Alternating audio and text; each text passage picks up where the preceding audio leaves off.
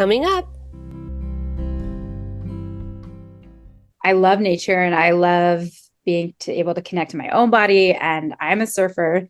Being a surfer, learning all the things that we have to overcome. I literally just started having this thought several years ago of, I wish I could work with kids in the water. That would be so cool. And didn't really know what that looked like or how that would be possible. And then, learned that surf therapy existed and my mind was blown. Like this was in 2020, not even that long ago, right? And I was so excited. And so right away I started learning about it. But the great thing is using surfing as an intervention is it can help kind of both of those profiles. So if we have the kiddo who's really unaware of the sensations that are coming in and they're sluggish and they need more stimuli to feel alert, getting them on a surfboard can activate everything and wake everything up and help them be connected physically. And then we know when we're connected physically, we're connected to the brain. And when we're connected to the brain, we're connected to our thoughts and our feelings and even our language.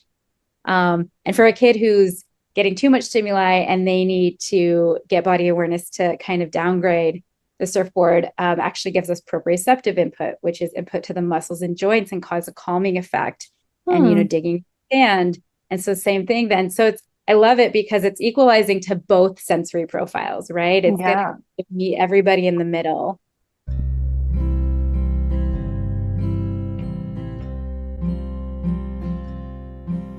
We want to invite you to the first annual Munch Bunch Wellness and Rejuvenation Retreat in the Dominican Republic, November 9th through the 12th, 2023.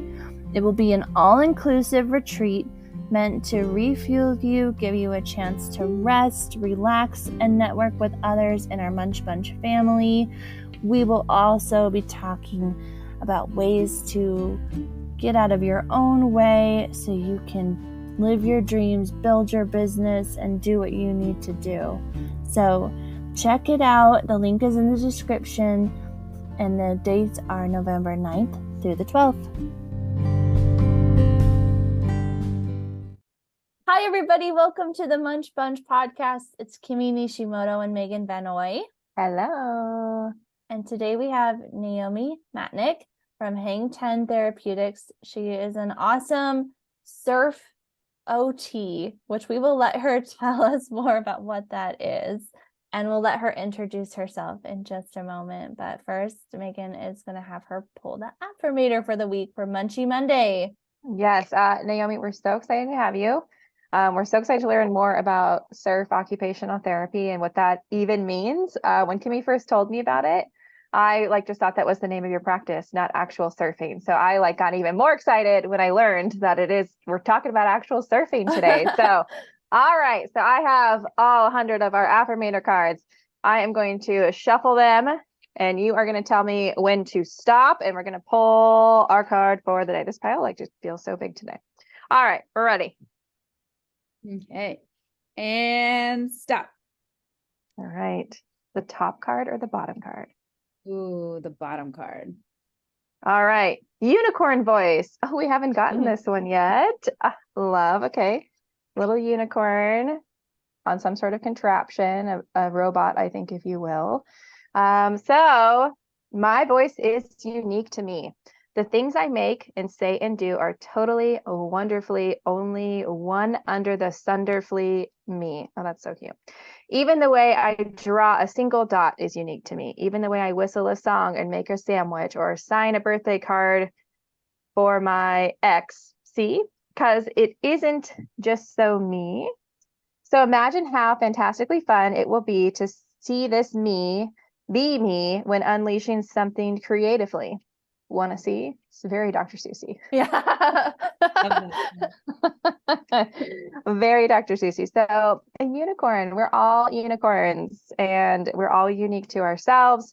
And what we do is unique in our own way is what this card is saying, which is perfect because seriously, surf therapy is so unique. And so that being said, Naomi, please tell us more about what you do, what your background is, what you were doing in occupational therapy that made you pivot to now surf occupational therapy. Yeah, absolutely. So like you guys have said, I'm an occupational therapist. specifically, I'm a pediatric occupational therapist, and traditionally in my practice, I've worked with infants all the way up to early adolescence and primarily in outpatient clinics.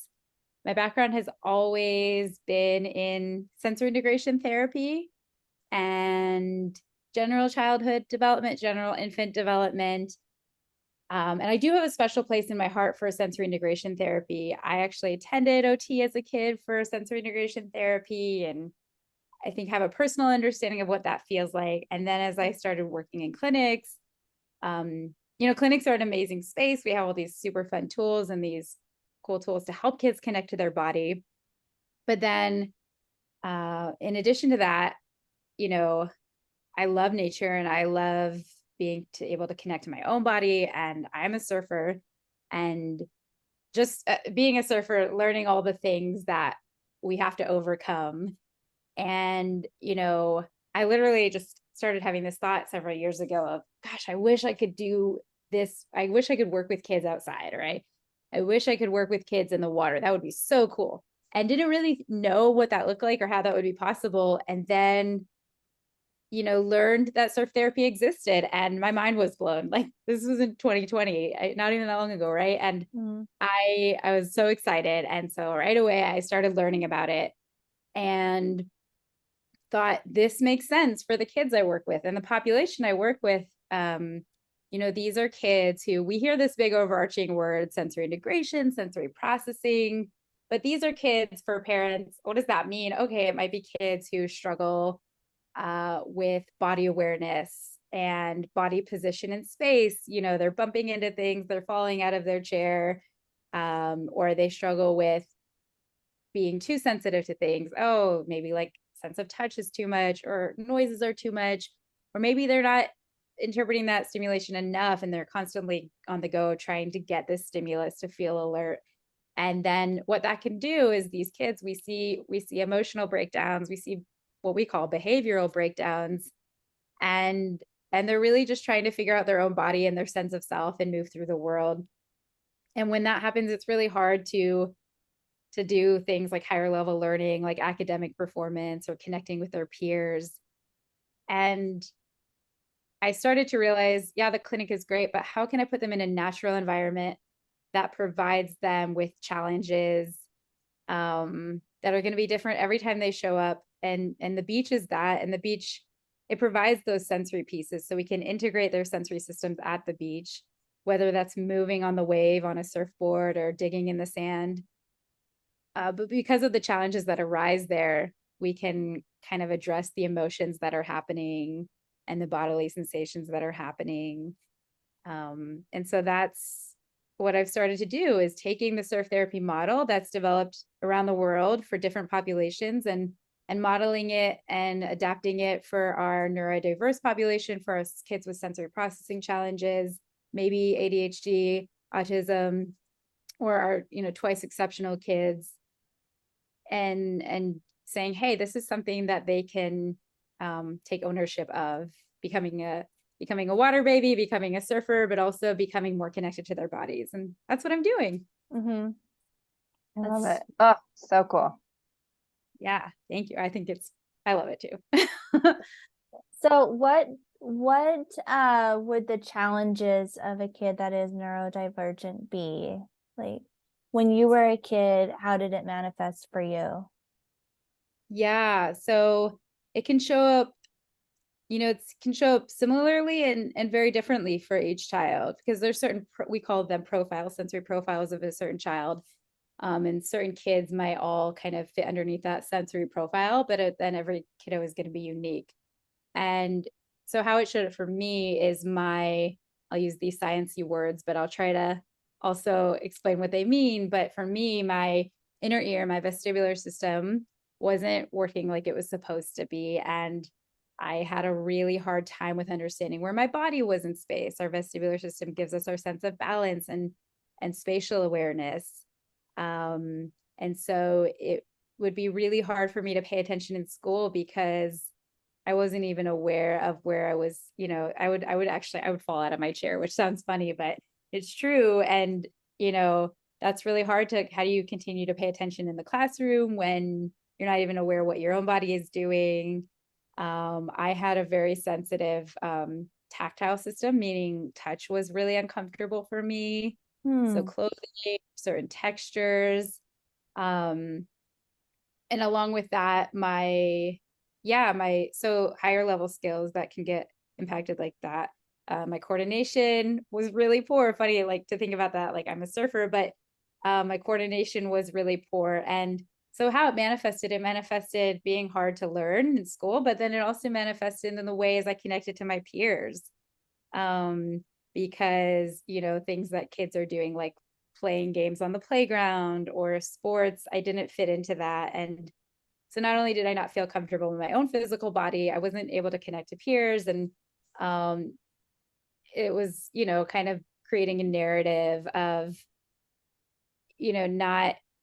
not being good enough and shying away from trying new things. And so for these kids, it can show up in many different ways. It can show up in, like I said, not being aware of feedback to the body. And so then these are kids that are constantly needing to run and move and crash, or they're seeking out like loud noises, or they're seeking a lot of stimuli. It can be under responsive. And, there may be the kids that are a little bit, we describe them as being sluggish, and parents might think, oh, my kid's lazy and all they want to do is stay home and play video games. But really all of those, if we think about a pyramid, the sensory systems are impacting how our body responds. And then we have, okay, but that's going to impact your motor skills. And then if our motor skills are impacted, that will impact the way we learn. And at the very top of that pyramid is how we feel about ourselves and how we show up in the world. So how do we see ourselves and that sense of identity we formed based on what our body's doing? And how do I connect socially? How do I connect emotionally? But the great thing is using surfing as an intervention is it can help kind of both of those profiles. So if we have the kiddo who's really unaware of the sensations that are coming in and they're sluggish and they need more stimuli to feel alert, getting them on a surfboard can activate everything and wake everything up and help them be connected physically. And then we know when we're connected physically, we're connected to the brain. And when we're connected to the brain, we're connected to our thoughts and our feelings and even our language. And for a kid who's getting too much stimuli and they need to get body awareness to kind of downgrade, the surfboard actually gives us proprioceptive input, which is input to the muscles and joints and cause a calming effect. And, digging sand. And so same thing then. So I love it because it's equalizing to both sensory profiles, right? It's getting to meet everybody in the middle, which is amazing. How many things actually do that? Not many things. But so those are some examples of how it can manifest. Of course, there's so many more. And if parents have specific questions, I'm more than happy to sift that out with them. But that's kind of a general quick and dirty of how things can manifest and what it might look like. Yeah. When you were talking about the proprioception, I kind of wonder sometimes if maybe I struggled with that because I used to be able to like walk down the hallway and like end up bruised somehow. Like my hands are swinging. I would get bruises on my hips and my mom's like, what happened to you? I'm like, I don't know. And then maybe you were the same way, I don't know, but wasn't always the best at sports. The ball would come and just right in the face. I'm only laughing because I like resonate, not because I'm like, oh girl, that is 100% me. It might still be me. So it could be both. I'm like, in my head, I'm like, your proprioceptive system, but probably also your vestibular system, just body. And you might have been swinging your arms because you're like, hey, this gives me more body awareness and it tells me where my body is when I do that. But then you're not noticing things. And, our visual system ties into that. If we don't have great body awareness, then we're visually not attentive. And then that's where some other difficulties can kind of unravel. So, I'm even thinking about like my niece and nephew. I have one nephew and we used to laugh because he'd only ever look like straightforward and like when he was first learning to walk. And so like he didn't see anything above eye level. So he used to just have like permanent bruises on his little forehead. And we're like, Lainey, look up, see what you're doing, watch what you're doing. And, don't like, it's just like, and even now, there's some things with him where he's not always super body aware. So I'm like, we're going to get that boy on a surfboard. Got to get him on a surfboard. And speaking of, now that we've merged into like the visual system, even as a surfer myself, one of the biggest things I've had to work on when I'm on a surfboard is using my visual system, because I want to rely so heavily on my body. And that kind of speaks to maybe where my body awareness still is in my nervous system. Because when kids have poor body awareness, they have to be constantly looking at their body instead of in and around the world to tell them what they're doing, rather than letting the brain give them that feedback. So when you're on a surfboard, and primarily when you stand up, you want to be looking where you're going. I've even joked that I need to write on my surfboard, look up, because a lot of times I'll pop up and I'm just staring at my body and staring at my feet. And so, that's where the visual piece comes in, kind of like, okay, we've paddled, we're standing up. Okay, but don't keep looking at your body. Kind of let your brain tell you where your body is in space. And all of this, I mean, I could go on and on, but all of it will then continue to tie into, again, how do we show up in the world? Because if you think about a time that you've been in a new place or in a really stressful situation, we kind of revert back to not trusting in those sensory systems. And that's where socially and emotionally it can really take a toll on us and be fatiguing. That's another way. That's step 3 of how surfing can impact. We've covered proprioceptive, vestibular, visual, and that's another way that it can kind of help integrate for kids. And do you have any stories about kids that, were feeling that way, and then through surf therapy, it kind of like helped feel them more confident, or like, this is my thing that I do surfing? Yeah, absolutely. It's crazy because I feel like, I see that even happen in one session, with just this confidence that can build, of being all the way from, this feels really scary, I don't want to approach this, I don't want to try it, and then trying it. And, I feel like I see a shift emotionally in kids, but I feel like the shift I'm seeing emotionally, I know, is because what's happening in the nervous system. So the rush of the water and the movement of the surfboard, even if they're not standing up on the board, which is, a lot of the case,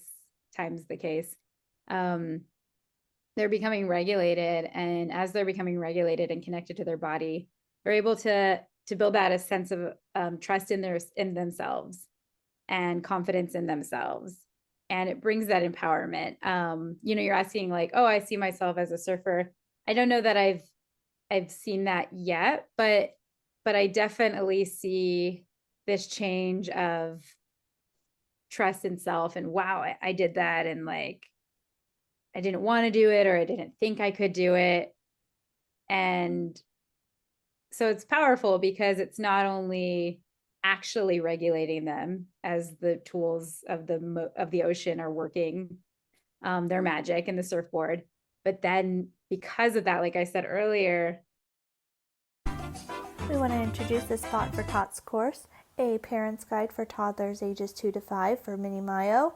We have Megan and Kimi going over nasal hygiene, myofunctional exercises, breathing exercises, tongue-tie healing protocols, and then we have Jenny June going over sleep hygiene, and Kelsey Baker going over feeding therapy and body work. The course is $297, and the link will be in the description. When kids can learn to trust their physical body and become regulated, then they can develop stronger social emotional skills. So instead of feeling not confident or not empowered or not trusting their body or not trusting themselves, now they saw that they could do this thing, and they're walking away with that sense of accomplishment and confidence. So cool. I now want to get on a surfboard. I feel like I'm like, I am athletic. I played all the sports where I was on the ground with my feet, right? So volleyball, basketball, softball, soccer when I was younger. I've even swung a golf club here and there. But anytime I've tried to get on a skateboard or like my like one horrific attempt at snowboarding, right? Like that's a different story for a different day. The world's worst first date, in case you guys are wondering. Oh, I love it. Another time. Different episode, different time. Yeah. But I never felt like a roller skating, rollerblading, none of those things. Like if my feet aren't touching the ground, like don't count me in for that, right? But can I hit a softball a mile? Yes. Like but my feet are on the ground. I'm impressed with. Ball sports, that is not my league. It never will be. So I'm impressed. I'm impressed with you because board sports, no. Yeah. And I mean, your feet aren't on the ground, but they are on a surfboard. So they're on something. They are on something, but that balance piece, I don't, you know what I mean? I don't know what it is, but like, yeah. So I need to learn. I have the same thing, Megan. Like I've never been able to stand on a skateboard. So as much as I love the ocean, I'm nervous to try surfing because I'm like, I can't even stand on the ground. I know. I'm amazed. I do actually skateboard too. So maybe that's a piece of it. But, and you are going to fall in the water, which is a little bit nicer than the ground. But yes. Yeah. Which then core strength, right? That's another thing. That's because they're not aware of like where they are. And yeah. Or like I was even thinking about, because my nieces and nephews are now into softball and t-ball. And, we were at their little games last night and they get like so many times telling kids like, hey, you got to scoot back. You got to scoot forward from where the tee is or where the plate is. And half of them don't understand what that even means. Some of it is like they're still learning, but that idea of where they are in space compared to this ball or where they would be swinging their bat, no concept. Yeah. Which is developmental, but also it's repetition, right? The more we give those experiences, the healthier the brain gets, which is so cool. So also cool. The brain is like, so cool. The brain's crazy. You guys can know. Definitely, yeah. Crazy in a good way and probably crazy in other ways. Yeah. So Naomi, you mentioned a little bit about core, but can you talk to us more about like what does core strengthening do from an occupational therapy perspective? Definitely. So from an occupational therapy perspective, in occupational therapy, we're constantly thinking about function. So we care about your motor skills, we care about the nervous system, we care about cognition and attention, but we really care about it because we're looking at function. How do kids participate and show up in the things they want to do, the things they need to do? And the core, I would say, is in line with our nervous system. So the core, when the core muscles are strong, the muscles are firing, they're activating, and it's helping kids keep an upright posture. And it's not just because we care about posture and like, oh, you have to sit up straight. It's because when that's functioning, all of the other body systems can start talking to each other. So when we're upright, we've got our breath working really well, and that's regulating, but it's also, functioning to keep the brain, alert and in action. We've got our visual system being able to look around, think if you're like slouched over, you're not really able to look up and around. So for academic skills, reading the board, reading a book, handwriting. The core is also playing with the vestibular system. So when our core is activated, the vestibular system is activated to continue to tell us where we are in space. And then functionally for things that are really fun, like we don't always have to talk about school. How do we have our core strength to climb and run and jump and play with our friends and try new things, right? Like getting on a bike or getting on a skateboard, or as much as I don't like contact sports, playing those contact sports, whatever that may be for the friends who love contact sports. I don't know, swimming, volleyball. Gosh, I think we don't think enough about the core. As I'm talking about it, like the core is central to all of the functional skills that we do. I think it was in Cole's episode, the Toes to Nose, with our friend, the osteopath, Cole Clayton. And he said something I thought was really profound, where he said, when you have a strong core, it's also your solar plexus chakra, which is your wheelhouse and your strength. The strength of the spirit comes from the core. Wow. I love that. Which is actually kind of sick, because you always say like, oh, at your core, you're this, you know? That's true. Yeah. Get your core level. Yeah. But Yeah, it's like, absolutely. you think of your core as your heart, but maybe your core is actually your belly. Yeah, I know. It's true. It's right here, right? The gut, like our health, gut health, whole brain gut health connection. And even thinking about what you guys are talking about, or, your specialties with the mouth and how the core impacts the structures of the mouth and how that then impacts breathing and our regulation. Yeah, I always tell patients that, like, I start off with, I know this is kind of cheesy, but like your tongue is like the abs of your mouth. It's the core of your head, right? Like your tongue has to be up, and that's like where the rest of it is. So like pretty much daily, if not multiple times a day, I'm saying like your tongue's the abs of your mouth. I love that. I've never heard that. Yeah, our You never tongue heard me say it? 3 years, man. I love it. Oh yeah. I guess I've never done a consultation on you, so that could be a t-shirt. I see. Like, I want that t-shirt. All right, we'll work on that. Andy, what are you up to right now? Oh, that's really yes. good. But Thank you. You're right though, because your tongue, when it's in the proper position in the roof of the mouth, it helps to support the head. And if your head is in good posture, which is aligned over your bum, then everything is more lined up and your core can be more engaged. But I know that for me, I want to be like down here. My core is floppy. I'm not breathing the way I'm supposed to. So I have to like physically like align, put myself over I call it head over butt. I remind myself constantly all day, every day, head over butt, head over butt. I want to get you guys on a surfboard. So all right, well, we'll compare our calendars at the end here. Right. But yeah, like, and I always tell patients too, because especially like with what we're doing, and we're all on Zoom right now, so we're all like Zoom neck. I've like categorized this as Zoom neck. yeah.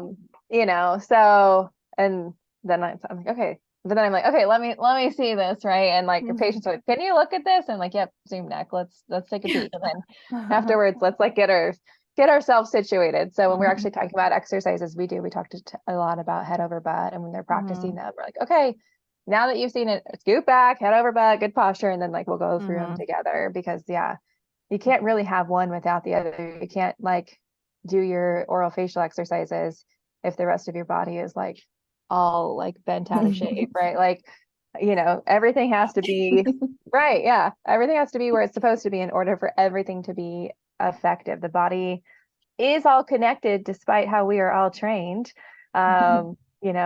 Everybody's kind of trained within their little box and we only focus on one thing, but everything is connected, and we're more and more, I think there's been a big shift, especially in the last few years, where there has been a more shift where we're all talking a lot more and we're all collaborating a lot more, and we're all talking about how the body, and maybe it's just because I've surrounded myself with people who believe that and I'm in my own little world, but I definitely feel like those conversations are being had more of like, you can't have one without the other. Like we all have to work together.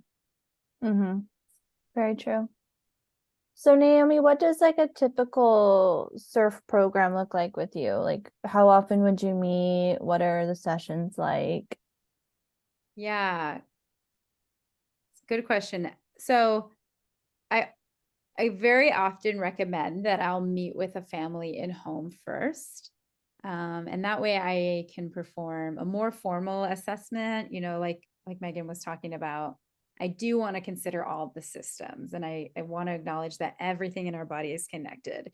So I want to perform that traditional assessment so that I can look at things all the way from our primitive reflexes to our motor skills, to our sensory systems, to our mouth and our breathing and the structural pieces of that, and sensory profile and, parent questionnaire. So I'm also building a relationship with the child. And from there, then I can either decide, hey, this kiddo is going to be a good fit for in home, or surf therapy or a hybrid of both. And I build the plan from there. But what does a session look like? It's 50 minutes. So it's like a clinical session. And there's certain staple things that I'll always do. I'll always start on the beach and do a check-in. So that's a physical body check-in. How are we physically feeling today? How are we emotionally feeling?